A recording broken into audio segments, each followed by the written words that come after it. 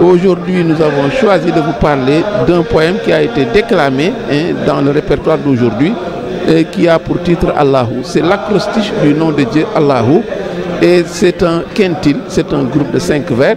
Mais à bien observer, on verra qu'il y a 4 lettres, mais il y a également le signe diacritique qui est sur la lettre Lam et qui en fait une géminée.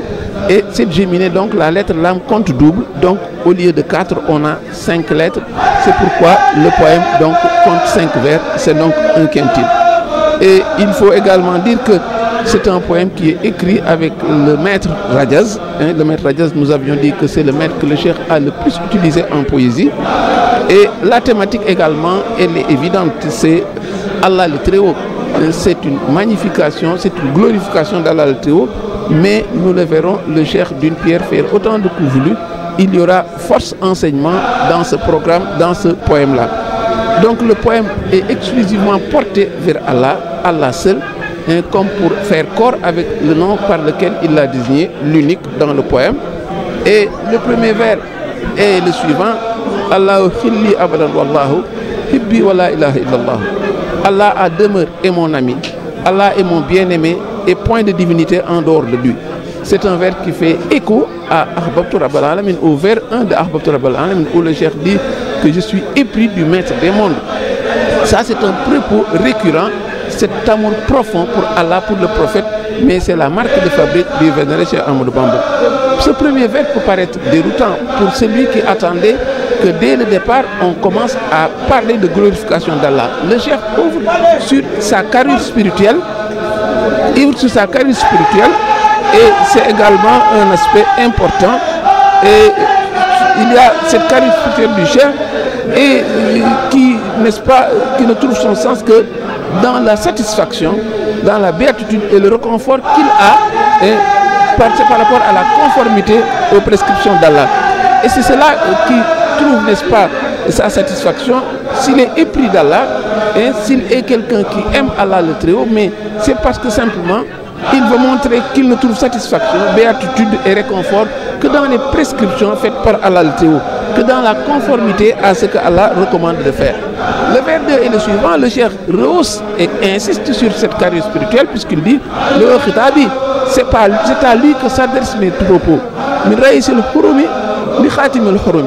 Du début de l'année marqué par un mois sacré, Muharram, à la fin de l'année qui est également un mois sacré, le mois de Zul Hijjah. Donc c'est une manière de montrer que toute l'année durant, il s'adresse à Allah, il est consacré à Allah et c'est un enseignement très fort qu'il nous donne puisque nous ne le remarquons pas, mais le premier mois de l'année est un mois sacré, le dernier mois de l'année également est un mois sacré. Il s'agit respectivement de Muharram et de Zul Hijjah. Alors ces mois sacrés, ils ont toute une signification dans l'islam. C'est pourquoi je dis qu'au-delà de la glorification, il y a une volonté de faire un enseignement de culture générale islamique. Parce que le musulman ne doit pas ignorer que les mois sacrés, ce qu'on appelle les Ashurul Hurum, ils sont au nombre de 4. Mais c'est Zul Hijjah, c'est Zul Qa'dah, c'est également le mois de Muharram et c'est le mois de Rajab. Et ce sont des mois tellement significatifs, tellement considérés, que même quand il y a une guerre, il y a une trêve nécessaire, on ne fait pas de guerre pendant ces mois sacrés. Donc ça, c'est un enseignement au-delà de la glorification d'Allah, mais c'est un enseignement que le musulman gagnerait à connaître, à savoir et à respecter. Donc nous voyons que le cheikh d'une pierre fait autant de coups voulus. Il peut sacrifier à l'objectif de glorifier Allah, mais il y insère des enseignements de culture islamique. Et au vers 3, il dit Lastu bi walidin wa lastu bi walad. Tu n'es le père de quiconque, tu n'es le fils de qui que ce soit, tu es plutôt Rabb kulli walidin wa walad. Tu es en vérité le maître de tout père et de tout fils. La leçon également est une leçon, n'est-ce pas, de foi. Et c'est une leçon de tawhid, une leçon d'unicité divine.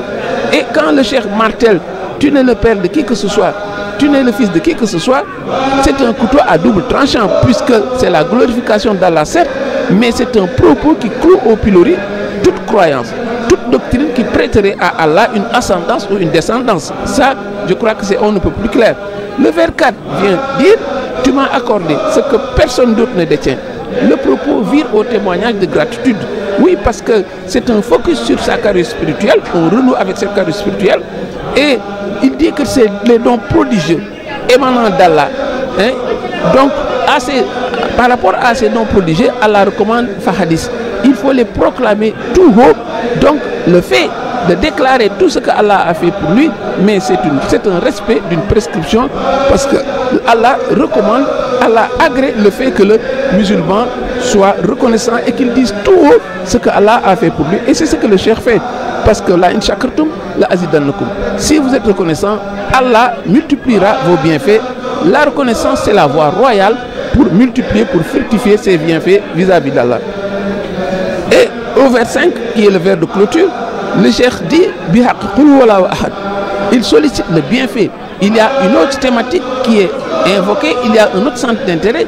Après la glorification, après le témoignage de gratitude, il y a la sollicitation du bienfait. Ce sont là des vertus cardinales dont chaque musulman doit s'armer. Et c'est pourquoi le cheikh dit par la bénédiction de la sourate Ikhlas, ou la sourate du monothéisme pur, accorde-moi un don exceptionnel, exclusif, ô toi le meilleur pourvoyeur qui est l'unique. Donc il y a là, n'est-ce pas, l'évocation de ces bienfaits d'Allah qui sont avec lui, mais il est également dans la posture d'un demandeur, parce que c'est ce que Allah recommande. Au plan stylistique, on remarque une intertextualité qui est omniprésente.